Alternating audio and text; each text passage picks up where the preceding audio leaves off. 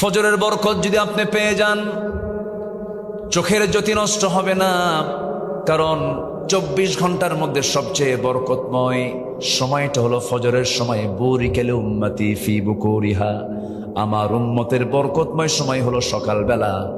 ফজরের সময় যখন কোনো বান্দা ওই নির্মল বাতাসকে যখন বুকে নিয়ে, নাকে মুখে চোখে নিয়ে যখন ফজরের মসজিদের দিকে চলে যায়, পায়ে হেঁটে হেঁটে চলে যায়, মহান রব্বুল আলামিন ওই বরকতময় ফজরে আল্লাহ পাক তাকে সুস্থ করে দেয়। আমার বন্ধুগণ, আল্লাহ তাআলা বান্দাকে সুস্থ রাখার জন্য ইবাদতগুলোকে সেরকম সিস্টেম করে দিয়েছেন। বান্দা যদি নামাজ কেন্দ্রিক জীবনটা সাজায় নেয়, সে বান্দা সহজে অসুস্থ হওয়ার কথা নয়। কিন্তু আজকের সমাজে নামাজ আগে না কাজ আগে? বলেন বলেন বলেন, নামাজ আগে না কাজ আগে? কিন্তু আল্লাহ বলছেন বান্দারে, না না,